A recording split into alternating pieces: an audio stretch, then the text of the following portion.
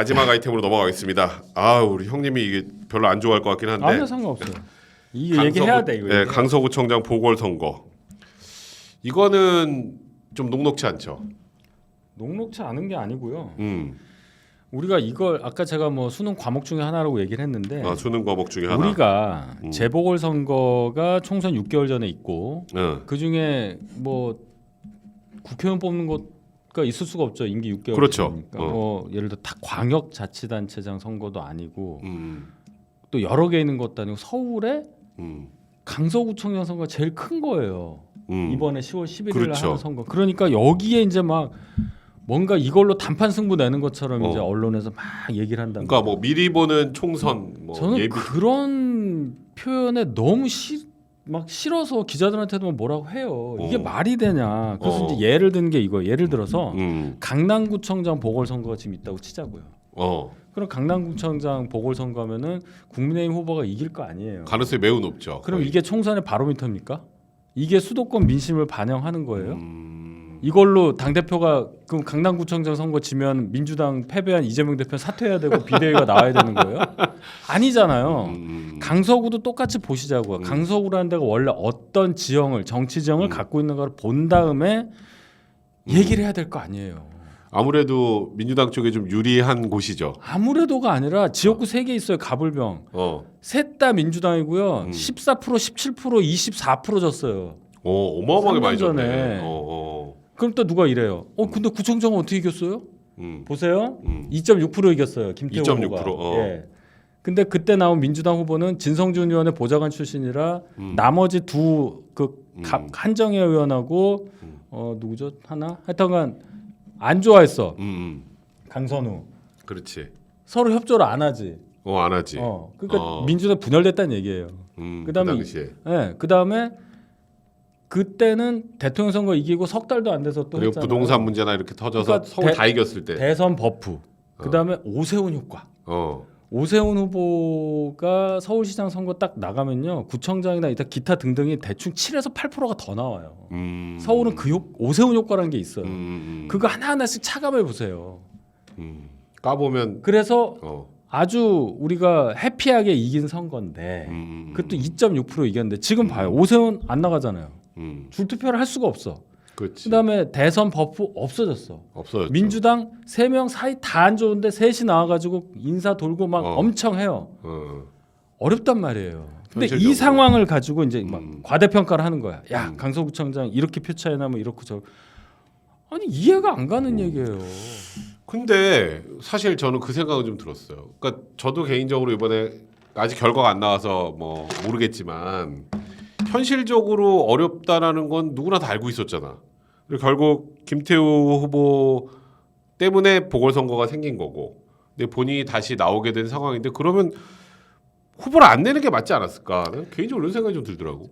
처음에 이제 당에서도 후보를 어떻게 내느냐, 왜냐 규정도 있잖아요. 저희가 후보를 내지 않을 수 있다. 우리 귀책 사유로 재보궐선거 때 않을 수 있다 이렇게 돼 있어요. 근데 결국 사면복권이 됐고 사면복권이 된 이유를 우리가 보면은 이분이 공익제보자로서 억울하게 또 아주 억울하게 신속한 판결로 인해서 1년도 안 돼서 김명수 대법원 하에서 그래서 직을 놓게 됐잖아요. 그래서 이제 이런 상황을 우리가 생각을 했을 때 우리가 그래도 정부 여당인데 후보를 안 내는 게 말이 되느냐. 여기서부터 시작을 한 거고 김태호 후보가 출마를 결심을 했고 당에서 그럼 절차에 따라서 경선을 했고 내부에서 그래서 후보가 된 거예요. 그러면 정치적으로 생각했을 때 부담이 너무 많은 선거에 왜 후보를 내냐고 말씀하실 수는 있지만 그렇죠. 정부 여당에서 어떻게 후보를 안 냅니까? 그것도 있는 거예요. 그리고 이유가 귀책 사유라고 얘기하지만 우리 입장에서는 타당하지 않다고 보는 거예요. 물론 법원의 판정은 존중합니다. 그러니까 직을 박탈당한 거죠. 그렇죠. 맞아요. 그게 아쉬움이 있기 때문에 결국 정치적인 책임을 무릅쓰고 우리는 출마시켜서 당선시킨다. 그게 현재 우리 스탠스예요. 그러니까 어쨌건 지금 뭐 국민의힘 지도부 연휴 때 내내 총출동하고 뭐 보니까 그 병민이도 방송에서 보면 맨날 얼굴이 이렇게 지쳐 있더라고. 맨날 끝나고 바로 거기 강서 가야 된다고. 할당이 돼 있어요. 근데 지금 뭐 일각에서 얘기가 나오는 건 이번에 지면은 뭐 김기현 대표도 물러나야 되고 뭐 지도부 뭐 총사퇴되는 거 아니냐 뭐 이런 얘기들도 나와요. 방금 말씀드렸잖아. 그러니까 강남구청장 지면은 그러니까, 이재명 관두냐고요. 그러니까 이거는 그 정도 상황은 아니다. 그러니까 강서구라는 데는 무슨 중립지역, 스윙보터 지역이라고 보는 것 자체가 잘못됐다는 거예요. 스윙보터 지역 자체가 제가 이렇게 아니니. 얘기하니까 아 국민의힘 태세 전환 질 것 같으니까 빼내. 그 얘기가 아니에요. 시작부터 잘못된 얘기를 하고 있잖아요. 거기에 사람 불러놓고 말했더니 그런 식으로 기사를 쓰는 일부 매체가 있더라고요. 그렇죠. 말도 안 되는 얘기 아니에요? 그래서 그런 것들이 계속 나오면서 아 이번에 지면은 그 비대위로 가냐 뭐 이런 얘기들을 막 많이들 하더라고.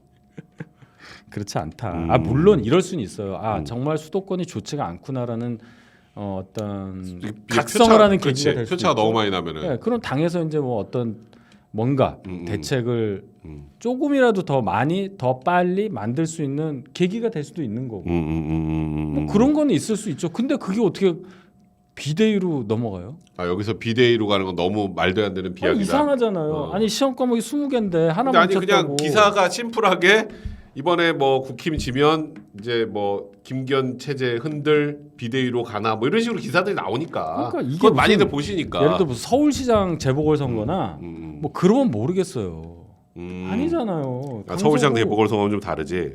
다르잖아요. 이게 급이 다르다는 얘기예요. 제 얘기는. 그러면 어쨌건 그래도 지금 선거를 치러야 되니까 그럼 강서구민들한테 김태호 후보가 어필하는 건 뭐예요? 그러면 어떻게 해야 좀 이길 수 있을까? 뭐 이런 거. 뭐 믿을 개발? 수 있을까? 아, 그러니까 이길 수 있을까? 제가 그건 이렇게 이제 얘기를 했어요. 구청장이란 자리가 기초자치단체장이 시장도 있고 뭐 군수도 있고 뭐 자치단체장 저 구청장이 있잖아요. 그렇지. 다른데 구청장보다 서울의 구청장은 권한이 굉장히 적어요. 서울은 특별시예요. 권한이 시장한테 집중이 돼 있습니다. 그렇죠. 구청장이 예산이 대충 지금 강서구 정도만 한 1조 5천억 정도 될 거예요. 50만 넘으니까. 근데 구청장이 할 수 있는 일 거의 대부분은 시장이 권한이 있어요. 그래서 예를 들어서 강서구에 빌라촌 많은데 아파트를 만들고 이런 뭐 고도 제한을 내리고 이런 것들이 다 시에 막 뭐가 있어야 되고 하는 거거든요. 아, 그러니까 구청장 힘으로 못 하는데. 그러면 이제 여당 출신인 구청장이 일을 해야 뭐라도 가시적인 성과가 있을 수 있다. 이게 저의 논리예요. 맞아요.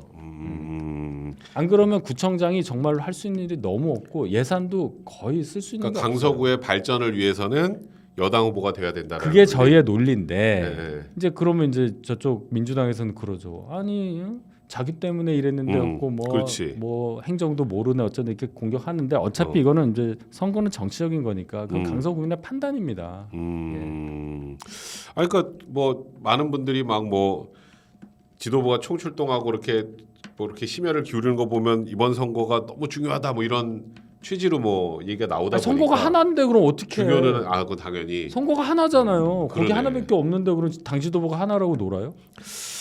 아니잖아. 그리고 여기서 이제 또 좀 예민한 얘기긴 한데 이준석 전 대표 얘기가 좀 많이 나오더라고요. 이준석 전 대표가 그러니까 뭐 가서 좀 지원 유세를 좀 하는 게 좋지 않을까 뭐 이런 얘기들도 좀 나오고. 글쎄요. 당에서 요청을 안 해도 가야 되는 건 아니냐라는 거에 또 이준석 전 대표는 또 굉장히 발끈하고. 지금 이준석 대표와 당의 관계가 그럴 수가 없는 거죠. 당원권 정지를 시키면서 당 대표 자리에서 결국은 참 표현이 좀 그런데 축출된 거잖아요. 끌어내린 거죠. 그러니까 김종인 전 비대위원장이 라디오에서 얼마 전에 이런 얘기를 했잖아요. 너무 이준석 전 대표가 국민의힘의 미련을 갖고 있다는 얘기를 했어요. 정확한 표현이라고 봐요. 너무 미련을 갖고 있다. 다시 붙을 수 없는 깨진 사기 그릇 같은 걸로 저는 보여요. 그러니까 이거는 이제 뭐 그는 본인이 판단할 건데 일단 제가 볼 때는 이준석 대표에게 우리가 어떻게 하는 게 과연 가능할까? 뭐 지도부 중에 그런 생각 하시는 분이 있을 수는 있겠죠. 그렇죠. 근데 과연 그게 총의로 모아질 수 있는 상황이 얘기조차 꺼내기 어려울 거예요. 그냥 개인적으로 저도 이준석 대표랑 더 잘 아니까 저는 그냥 이런 건 좀 아쉬워요. 이번에 그냥 어쨌건 이기기 힘든 선거고 그래도 어쨌건 같은 당 후보가 당선될 수 있게 좀 돕는 모습을 좀 보이면 그러니까 당에서 뭐 요청하지 않아도 당원권이 없어. 아니 그래도 일단은 방송에서라도 그렇고 뭐 좀 그럴 수 있는데 그것도 그럴 이번에 수가 좀 없어요. 그 너무 뭐 김태호 후보 같은 경우 또 악연도 좀 있는 것 같고 과거에 자기가 도왔는데 뭐 그랬다는 얘기들도 있고 하다 보니까 그거는 그런 거를 좀 모르겠어요. 이건 제 개인적인 생각인데 이준석 대표는 이제 그게 잘 안 돼가지고 그거는 이준석 대표 입장에선 있을 수 없는 일이라고 저는 그건 이준석 대표를 절대로 그거 안 한다고 해서 비난하거나 할 수 없다고 봐요. 부처님 가운데 토막이라도 안 돼요. 그는.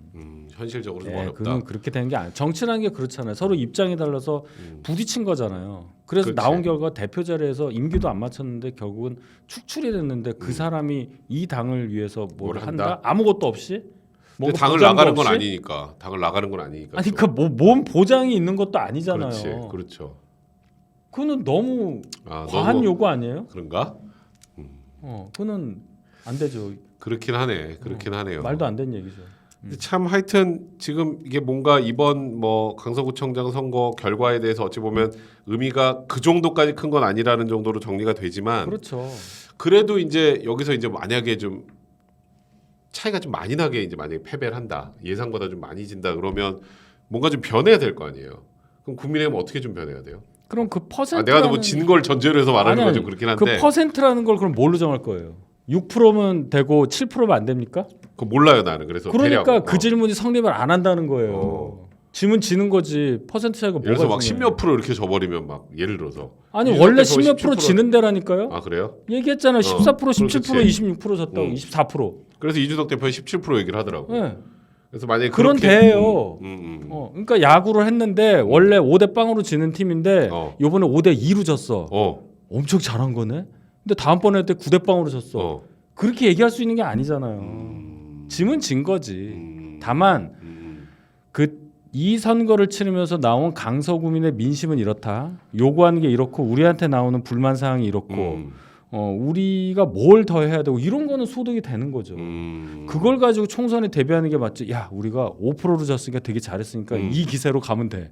아니면 야 우리가 15% 졌으니까 망했네 이거 어떡하지? 비대위? 그런 건 아니잖아요. 그러니까 이번 선거 결과를 너무 그렇게 크게 뭐 미리 보는 총선 이렇게 해석할 거 전혀 아니다. 그리고 이거는 수능 보는 애한테 학교 중간고사도 안 되는 거예요. 한번 생각을 해봐요. 대선도 해본 사람들이 253개 지역구 하나 국회의원 선거도 아니에요. 이거는. 그렇지. 구청장 선거예요. 구청장 선거. 여러분도 구청 가세요? 구청장 누군지 아시냐고. 이름 알아요? 우리 구청장은 이름 알아요? 구속되셨다가 나와서 용산구청장 박희영 거기는 모를 수가 그 없어요. 용산이구나. 그때는 모를 수가 없어. 구청장 이름 아시냔 말이에요. 그렇지. 그러니까 이걸 너무 크게 보지 말자.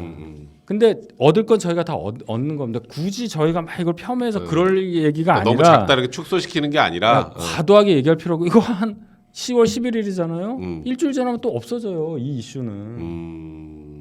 국민의힘은 10일 재보궐선거 패배에 따라 지도부를 개표 이런 뉴스 없다니까요. 그게 웃기잖아요. 그러네. 형 얘기 들으니까 그러네요. 중간고사 과목 하나 망쳤다고 애가 저 학교를 학교를 바꾸고 막 진로 전학 변경해. 막 학교를 떠나 나 검정고시 봐야 돼 뭐 이래. 이 말이 되냐고. 그 얘기하니까 좀 들으네. 말도 안 되는 얘기잖아. 중간고사에서 저기 한 과목 하나 망쳤는데. 그래서 나는 보니까 나는 대학을 못 갈 것 같아. 고1짜리가. 그래서 막 학교 자퇴하고 막 학원 가고 나는 이제 뭐 검정고시 보고 대학 말이 돼요? 그러니까. 근데 어쨌건 저는 요번에 그 이재명 대표고 영장 기각도 약간 영향이 있지 않을까요 이번에 선거에? 그게 의미가 없다니까. 이건 구청장 선 이게 아니 유권자가요.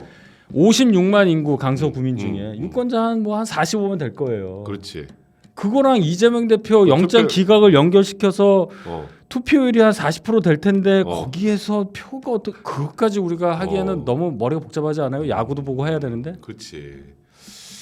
이 정리가 되네. 이해를 못 하겠어요. 그러니까 기사 쓸 게 없어서 그렇대요. 그러니까 이걸 굉장히 사실 언론에서 좀 크게 기사 쓸 게 없어서 그렇다고 솔직하게 얘기한 기자가 있었어. 그래? 그렇잖아요. 그러네. 강서구에 몇 번이나 가봤어요.